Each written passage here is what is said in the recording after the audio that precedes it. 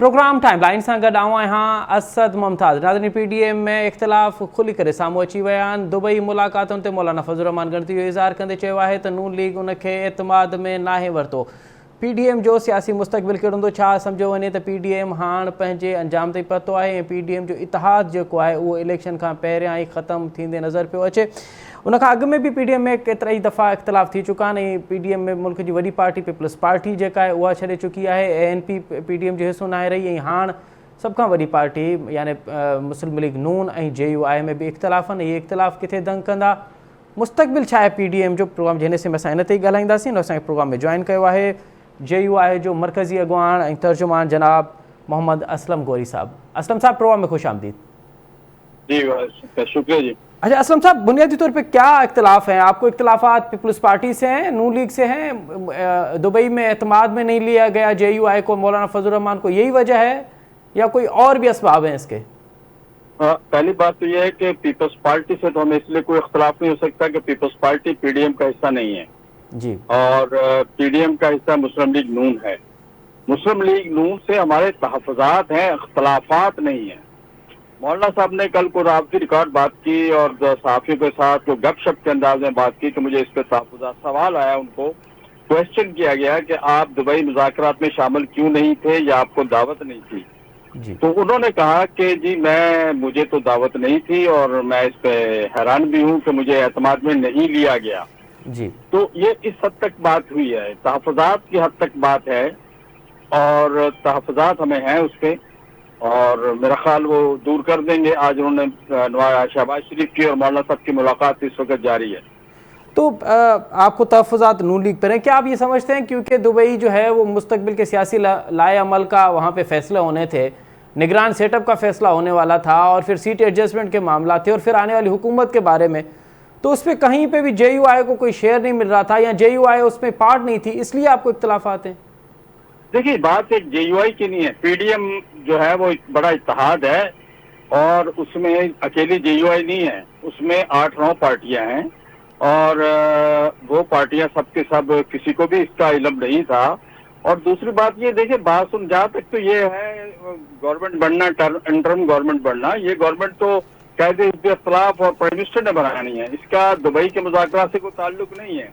और मेरा ख्याल दुबई के मुज़ाकरात अभी तक सूरत वाज़ेह तो नहीं क्यों उन्होंने किए, क्या था एजेंडा उनका, क्या था, अभी तक ये बात ओपन तो नहीं हुई। खुद पीपल्स पार्टी की क़यादत में भी बहुत से लोग और मुस्लिम लीग नून के भी जो सीनियर लोग हैं वो इन मामला को नहीं जान रहे कि वहाँ क्या हुआ।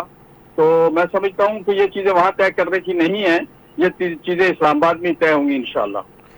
अच्छा, भला गोरी साहब ये बताइएगा कि PDM जिस सोच से बना था वो तो बाज़ार ये लग रहा था कि क्योंकि इमरान खान की हुकूमत के ख़िलाफ़ एक तहरीक बनने वाली थी, पीपल्स पार्टी और नून लीग में क़यादत के मामला थे, एक दूसरे की क़यादत को कबूल नहीं कर रहे थे, शायद इसलिए मौलाना फजल रहमान क्योंकि एक सीज़न सियासतदान है, एक तजुर्बेकार सियासतदान है, उनको उनकी क़यादत दी गई। लेकिन अब PDM का मुस्तकबिल आप कहाँ देख रहे हैं? क्या इमरान खान की हुकूमत ख़त्म होने के बाद PDM जो है वो बेअसर हो चुका है और अब इसका मुस्तकबिल जो है वो ऐसा सच नहीं है जो इमरान खान की हुकूमत में था? देखिए, पहली बात तो यह है कि 2018 के इंतखाबात होने के फौरन बाद JUI वाहद पार्टी थी कि जिसने सबसे पहले आवाज़ बुलंद की थी कि ये इंतखाबात जाली हैं और गलत हैं, हम इन्हें नहीं मानते। और फिर हमने ऑल पार्टीज की और APCs में सब पार्टियां शामिल भी होती रहीं, मौक़िफ़ भी आता रहा, लेकिन ये तहरीक हमने अकेले ही चलाई। आप तकरीबन को कम से कम हमने 14 मिलियन मार्चेस किए, फिर इसके बाद आज़ादी मार्च किया। इस पूरी तहरीक में हम ही होते थे और हमारे साथियों के कारकुन नहीं होते थे। बस उससे हमने उन्हें यही कहा था कि आप स्टेज पे आके पार्टिसिपेट कर लें तो आपकी बड़ी मेहरबानी है। तो इस पूरी तहरीक का सेहरा जो है JUI के सर जाता है और फिर उसके बाद इसको PDM की शक्ल दी गई। तो PDM में शुरू में ये APC एक हुई थी जनाब जरदारी हाउस में और वहीं से PDM की तश्कील हुई थी, लेकिन बाद में पीपल्स पार्टी और ANP PDM को छोड़ गई, तो बाकी जमातें PDM का आज तक हिस्सा हैं। PDM बेसिकली एक तहरीक थी उस हुकूमत के खिलाफ, उसकी पॉलिसियों के खिलाफ और उस जाली इलेक्शन के खिलाफ। जी, हमने वो एक तहरीक थी, उस कामयाबी से मौलाना फजल रहमान साहब की क़यादत में उस तहरीक को हमने चलाया और पाया, तकमील तक पहुँचाया। PDM हमने कभी भी, PDM के अंदर शामिल किसी भी सियासी जमात ने कभी भी ये नहीं कहा कि पीडीएम जो है वो कोई सियासी इत्तेहाद है, इंतखाबी इत्तेहाद है, सॉरी इंतखाबी इत्तेहाद है। हमने पीडीएम को कभी भी इंतखाबी इत्तेहाद ना बनाया ना आज तक बना है। अब आगे जाके देखते हैं क्या होता है, हम आपस में सीट एडजस्टमेंट करते हैं या कोई इत्तेहाद की शक्ल अख्तियार करते हैं, क्योंकि हर पार्टी का अपना अपना इलाका है। कुछ पार्टियां पंजाब में है, कुछ बलूचिस्तान में है, कुछ केपीके में अपना अपना असर रखती हैं। तो वैसे तो लगता है सीट एडजस्टमेंट की तरफ जाएंगे, क्योंकि हमारे आपस के ताल्लुकात बहुत अच्छे हैं। हमने एक बड़ी तहरीक का अच्छा असलम साहब, ये जो आप सीट एडजस्टमेंट की बात कर रहे हैं, ये सीट एडजस्टमेंट पीडीएम के प्लेटफॉर्म से होगा या कोई और प्लेटफॉर्म होगा या इंडिविजुअल होगा? देखिए, मैंने पहले कहा ना, पीडीएम एक तहरीक थी और हर पार्टी अपना इंडिविजुअल कर सकती है। मसलन पख्तूनख्वा मिल्ली अवामी पार्टी है या बलूचिस्तान नेशनल पार्टी है या नेशनल पार्टी है, इन पार्टियों के साथ तो इत्तेहाद जो हो सकता है, एडजस्टमेंट हो बलूचिस्तान के लेवल पे हो सकती है ना। इस तरह आफ्ताब शेरपाव साहब है या अवामी नेशनल पार्टी है, उनके साथ जो अगर हो सकता है इत्तेहाद, तो वो अपना केपीके की सतह पे हो सकता है। पंजाब में मुस्लिम लीग नून है, पीपल्स पार्टी है, तो यहाँ का इनका आपस में हो सकती है अंडरस्टैंडिंग। जेयूआई का भी इसमें हिस्सा है। तो जेयूआई क्योंकि मौलाना साहब, असलम साहब, क्योंकि इस वक्त इंतखाबात की बात हो रही है और ये कुछ माह के बाद इंतखाबात होने वाले, जेयूआई इंतखाबात में इत्तेहाद क्या है? दोबारा एमएमए को दोबारा मुतहरिक करेगा, उसको रिएक्टिव करेगा और दोबारा जो इस्लामी जो मजहबी जमातें उनको मिलके उनके साथ इलेक्शन लड़ेगा? देखिए, हमारे यहाँ मजहबी जमातें जब हमने ये तहरीक शुरू की थी तो हमने सबको वेलकम किया था, लेकिन आहिस्ता आहिस्ता सब जमातें हमारी उस स्टेज से उतरती गई जो इस हुकूमत के खिलाफ था, और फिर आहिस्ता आहिस्ता एमएमए को गैर मौसर कर दिया गया या करा दिया गया या कर दिया गया या जो उसमें हिस्सेदार थे कर दिया। तो फिर जेयूआई ने ये तहरीक अकेले चलाई। हमने आखिरी वक्त तक के जेयूआई में एमएमए में शामिल पार्टियों को एतमाद में लेते रहे, चलाते रहे। इस वक्त भी दो पार्टियां, जमीयत उलमाए पाकिस्तान जिसके शाह अवैस नूरानी साहब सरबराह हैं, और प्रोफेसर साजिद मीर की मरकजी जमीयत अहल हदीस, इस वक्त वो पीडीएम का हिस्सा है। तो एमएमए की दो पार्टियां इस वक्त भी हमारे साथ पीडीएम में चल रही हैं।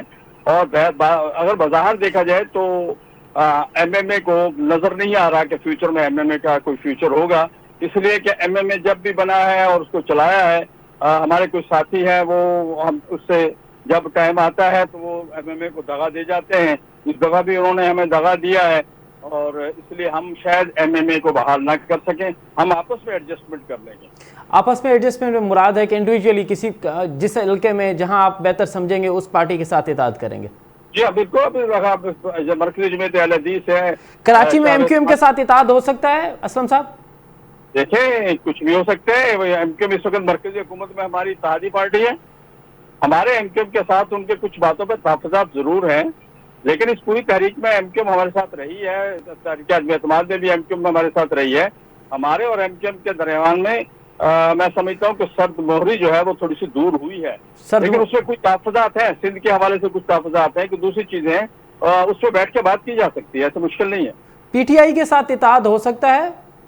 पीटीआई को तो खत्म करने के लिए हमने 4 साल कारकुन रोड पर रखा, अब उससे इत्तेहाद करेंगे सर? अब सियासत में कोई भी चीज जो है वो मुफादात की सियासत, मेरी 75 साल की तारीख है जमीयत उलमा इस्लाम की, हमने मुफादात की सियासत और सीटों की सियासत कभी नहीं की। हमने नजरियात की सियासत की है और हम ही वो वाहद पार्टी है जिसने पीटीआई को उसके घर भेजा है। कैसे मुमकिन है? हम जमात इस्लामी में कराची से क्यों नाराज हैं? हम इसलिए नाराज हैं कि जिस पीटीआई को हमने 3.5 साल की मेहनत से घर भेजा है, उस पीटीआई को ये तहफ़्फ़ुज़ दे रहे हैं और उसके लिए खड़े हो गए आके। तो यही वजह है कि हम जमात इस्लामी की हमने कराची में मदद नहीं की, वरना हमारे लिए तो बेहतरीन ऑप्शन थे। हाफिज नईम हमारे दोस्तों में थे। इस्तेका में पाकिस्तान पार्टी बनाने में जेयूआई का कितना किरदार है? पीटीआई से हाथ मिला लिया तो फिर हमारे लिए बिल्कुल वो कोई चांस नहीं था कि हम जमात इस्लामी के साथ किसी हद तक चलते। चले ठीक है। असलम साहब, इस्तेका में पाकिस्तान पार्टी बनाने में जेयूआई का कितना किरदार है? इस्तेकाम पार्टी जो है, इस्तेकाम में पाकिस्तान पार्टी अभी बनी कब है? अभी तो बनी नहीं है। अभी तो इलेक्शन कमीशन में वो रजिस्टर्ड होगी, फिर उसको इंतखाबी निशान मिलेगा, फिर उस पर बात करेंगे। अभी तो उसको कोई दस्तूर नहीं बना है, मंशूर नहीं बना। वो चंद लोग हैं अपने जिनको पीटीआई के हुकूमत बनाने के लिए दूसरी पार्टियों से उठा के ले गए हैं। वो वैसे तो पार्टी नहीं आएंगे और इसी तरह आ जाएंगे कि एडजस्टमेंट कर लेंगे सीटों पे, मुख्तलिफ जगहों पे जहाँ उनको जरूरत होगी। लेकिन इसके हिसाब से ज्यादा जो मसला होगा वो पैदा पंजाब में, या मैं समझता हूँ कि अगर पंजाब में होगा या थोड़ा बहुत शायद केपीके में हो। अच्छा, ये 2018 में जैसे ही पीटीआई की तब्दीली शुरू हुई थी तो बहुत सी पार्टियों के बहुत से रहनुमाओं ने उनको अलविदा कहा था, और फिर जेयूआई के भी बहुत से लोगों ने पीटीआई को ज्वाइन कर लिया और फिर सेनेटर भी बन गए, और फिर आपने देखा कि फिर वज़रा भी बन गए। क्या उनकी दोबारा घर वापसी के इम्कानात हैं? हमारे यहाँ सिर्फ एक शख्स गया था, आजम खान सवाती जी, और वो भी पीटीआई बनने से पहले जब हमें छोड़ गए थे। पीटीआई के अंदर यहाँ डायरेक्ट हमारे यहाँ से नहीं गए थे।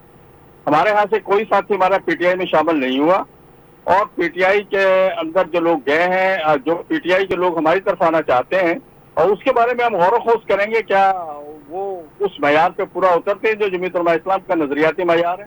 अगर पूरा उतरे तो उनको हम लेंगे, लेकिन तो ये बातें फिलहाल कबल अज़ वक्त है। परवेज खटक के लिए क्या ख्याल है? परवेज खटक को कबूल कर लेगी जेयूआई? मैंने कहा ये बातें सारी कबल अज़ वक्त हैं, अभी देखेंगे आगे जा क्या सूरत हाल होती है।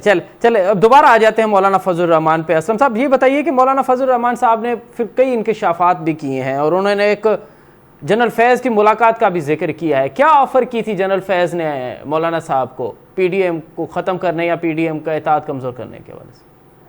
देखिए, हमें उस वक्त ये कहा गया था मौलाना साहब को कि आपको सीनेटर भी बनाते हैं। ये तो उस वक्त बात आ गई थी मीडिया पे कि मौलाना साहब को सीनेटर भी बनाया जा रहा है, चेयरमैन सेनेट भी बनाया जा रहा है। लेकिन मौलाना साहब ने साफ इनकार कर दिया था। उन्होंने कहा था कि मुझे ये इस तरह से की सियासत मैंने जिंदगी में नहीं की और ना मैं अब करूंगा। मौलाना साहब की सियासत इस तरह की है नहीं। जो मौलाना साहब को करीब से जानते हैं या जो मौलाना की सियासत को जिन्होंने पढ़ा है या देखा है, वो जानते हैं कि मौलाना इस किस्म की सियासत नहीं करते कि वो दरीचों से, कोने खुदरों से सौदे करके और कोदे लें, वो चीज करें। जमीयत उलमा इस्लाम अपना एक मौकफ रखती है और हम हमेशा मैदान में अंदर डट के लड़ के अपना मौकफ बनवा के इलेक्शन जीतने के बाद फिर हम फैसला करते हैं कि हमें क्या करना है। अच्छा असलम साहब, इसी तसलसल में मौलाना साहब ने कहा कि फिर पीडीएम को तोड़ा गया, क्यों मौलाना साहब ने इनकार किया तो उसके बाद पीडीएम को तोड़ा गया। पीडीएम को तोड़ने का मकसद ये है कि पीपल्स पार्टी जुदा हो गई, एएनपी जुदा हो गई। तो आप समझ रहे हैं कि पीपल्स पार्टी को जुदा, जनरल फैज़ के कहने पे पीपल्स पार्टी ने पीडीएम को छोड़ा था?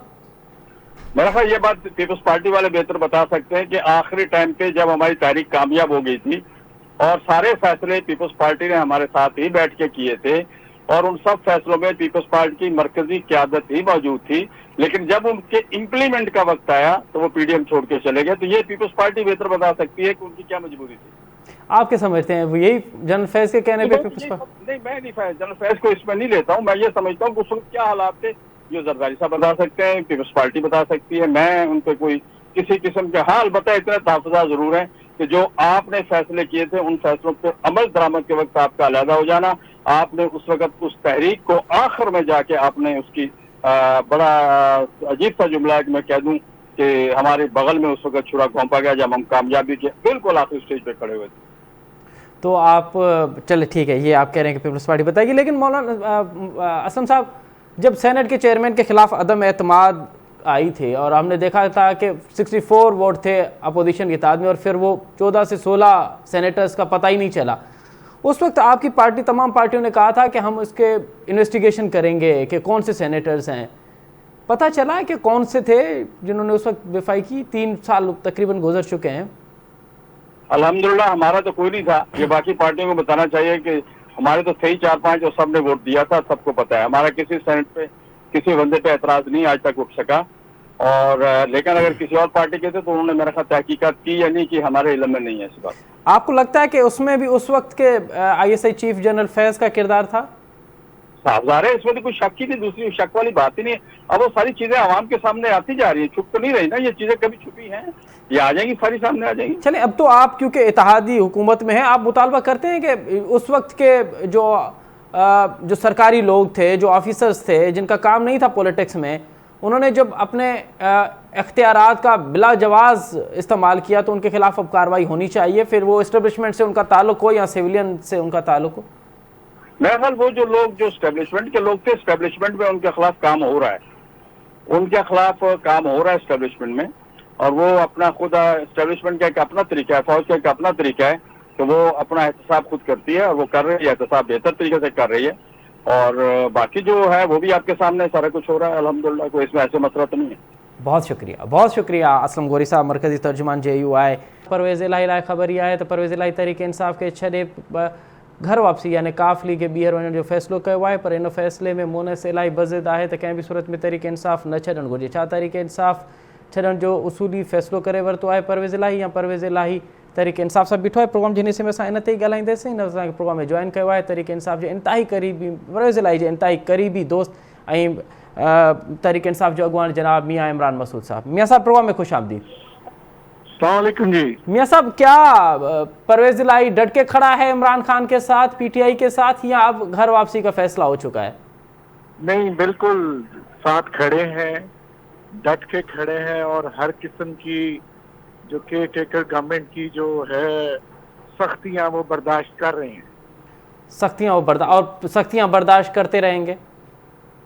जी बिल्कुल। अपना अभी चौधरी शुजात हुसैन जो उनके कजन हैं, जी सर, और जो भाई चौधरी वजाहत हुसैन साहब जेल में गए थे उनको मिलने के लिए। जी सर।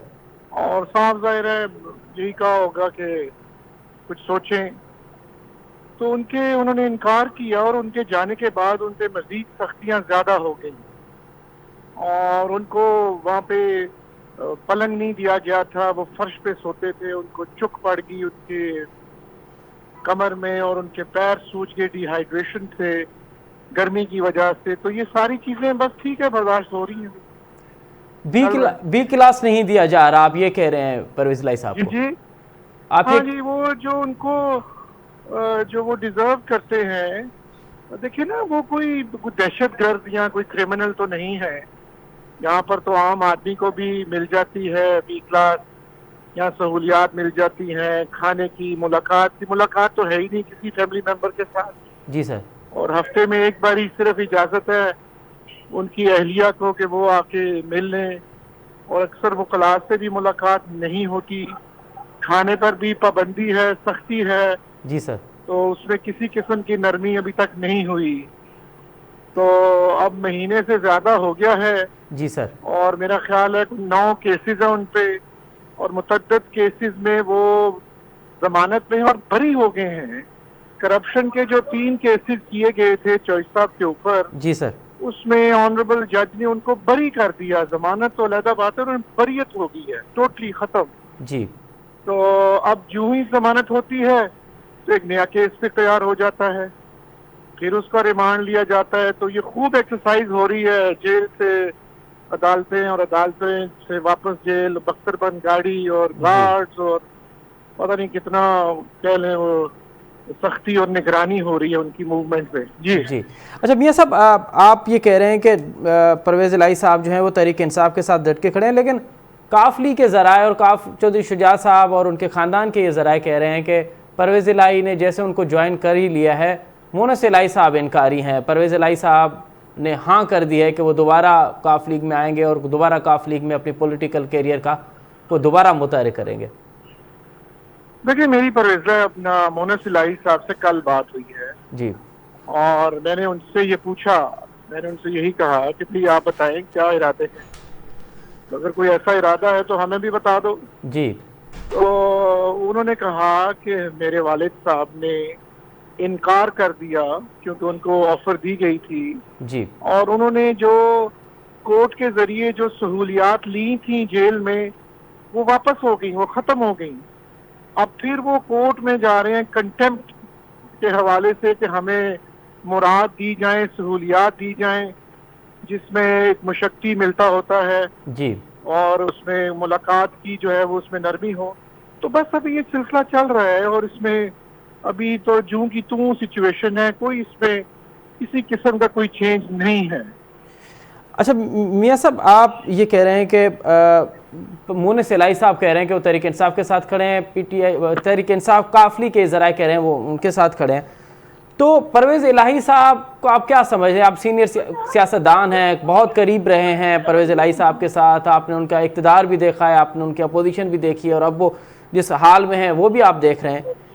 क्या ये फैसला दुरुस्त था? आप बज़ाहिर एक दोस्त के हवाले से क्या कहेंगे, तहरीक इंसाफ का फैसला दुरुस्त था या काफ लीग में रहते तो और बेहतर था?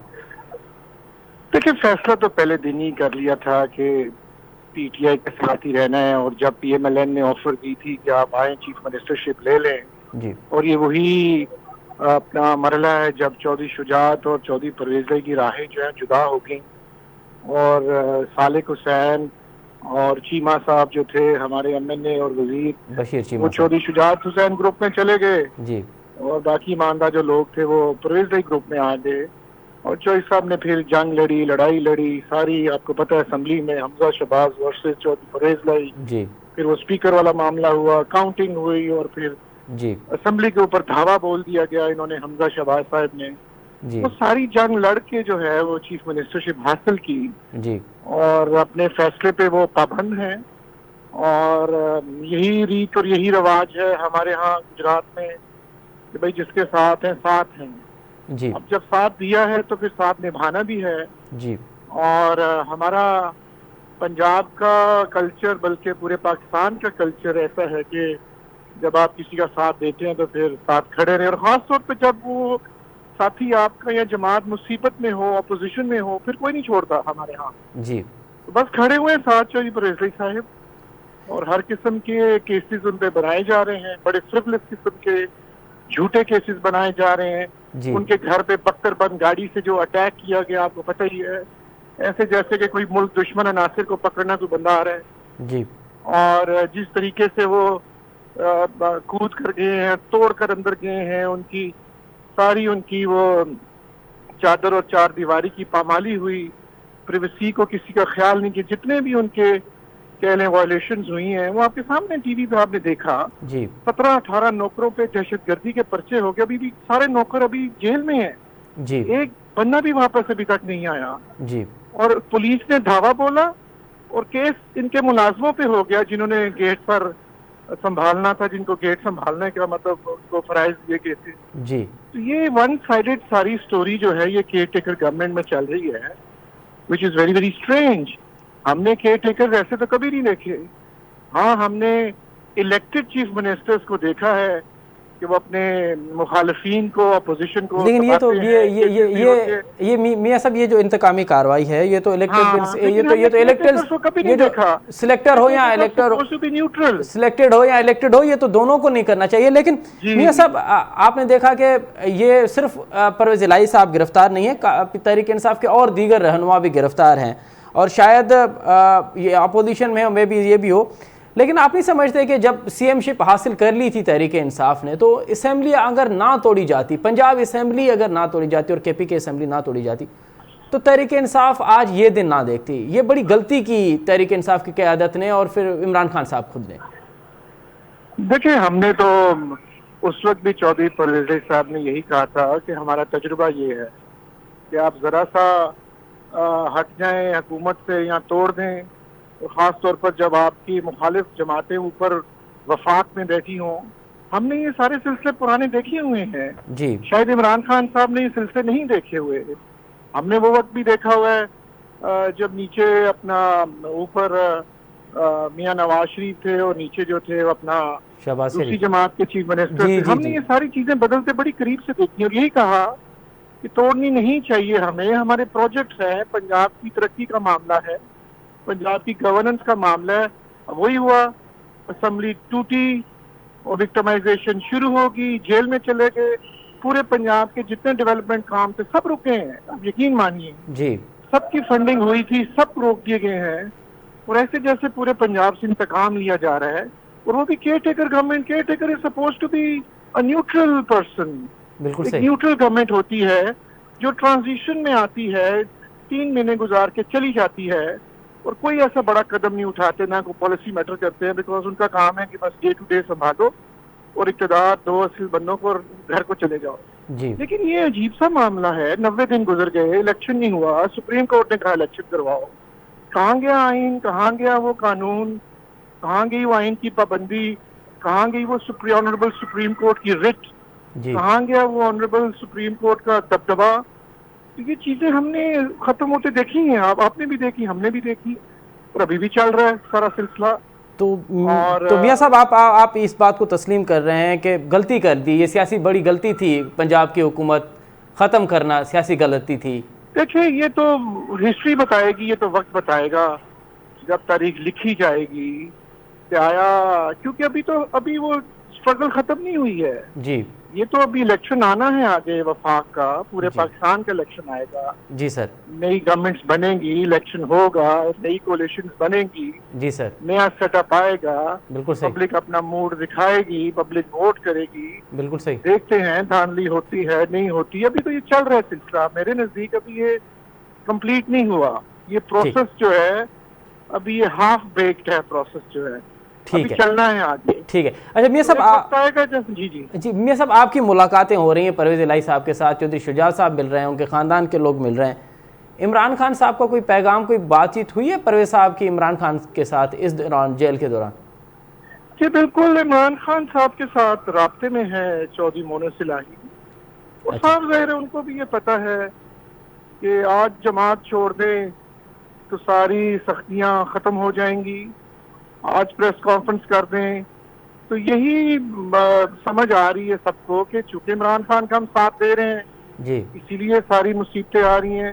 लेकिन ना 60-70 बंदा इलेक्टेड जी एमपीए छोड़ के चले गए पीटीआई के, जी क्यों गए हैं? प्रेशराइज किया गया, पुलिस ने हर चीज तोड़ फोड़ कर दी, खवातीन को ड्रैग किया, जी बड़े से बड़े आदमी के घर में वो घुस गए, छोटे से छोटे वर्कर के घुस गए, तोड़ फोड़ कर दी, हर चीज तोड़ दी उन्होंने अंदर जाके। हमने ऐसी पुलिस के जो है ना, हमने ऐसे छापे या ऐसे चीजें मैंने पहले कभी नहीं देखी। पुलिस आती थी, चुप करके वापस चली जाती थी, जी लेकिन ये एक स्टेप आगे चला गया मामला सारा।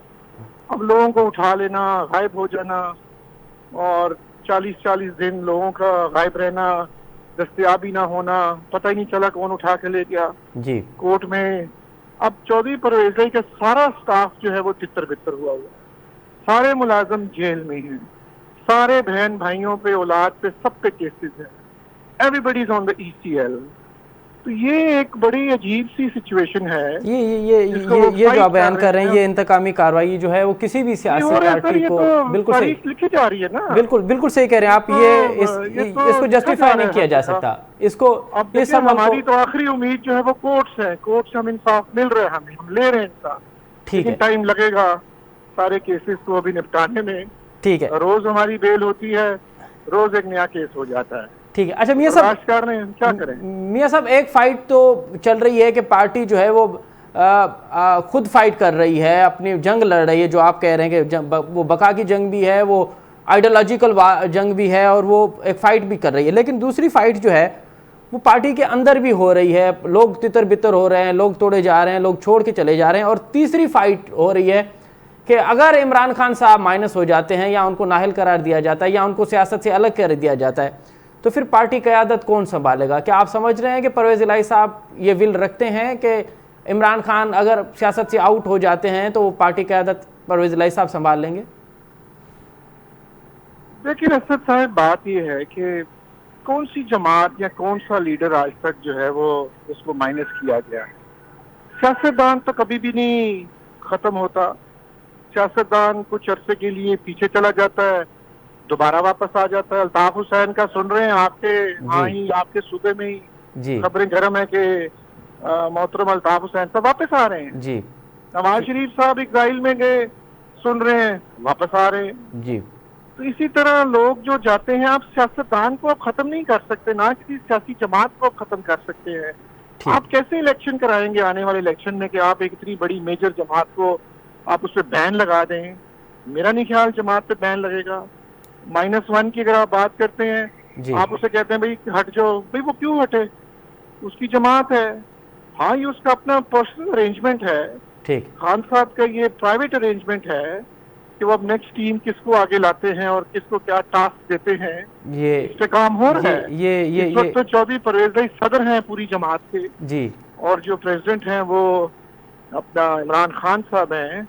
इसके साथ साथ अपना वो जो है कुरैशी साहब जो है जी, वो भी अपना अपर स्लॉट में है जी। ये इनका प्राइवेट अरेंजमेंट है, बिकॉज जो भी सिलसिला है, लेकिन वोट कायम है पीटीआई का, वहाँ का वहीं खड़ा है। बहुत शुक्रिया मियां इमरान मसूद साहब, आपने बड़ा तफसीली तौर पे हमें परवेज़ इलाही की सियासत और परवेज़ इलाही के मुस्तकबिल के फैसले के हवाले से आगाह किया। और अवां जो ये चवण है तो परवेज़ इलाही साहब तहरीक इंसाफ सां बीठो आहे, कि ख़बरूं ये बेबुनियाद नहीं तहरीक इमरान खान ते परवेज़ इलाही साहब चौधरी शुजात साहब के वाज़े तौर पर जवाब ॾेई छॾियो आहे त उहो तहरीक इंसाफ़ बीठो आहे। हाणे परवेज़ लाइ बीहे थो या घर वापसी थो, इहो वक़्तु ई ॿुधाईंदो। त प्रोग्राम जो वक़्तु में पुॼाणी थो पचे। असद मुमताज़ रेड खे ॾींदा इजाज़त। सदाईं गॾु।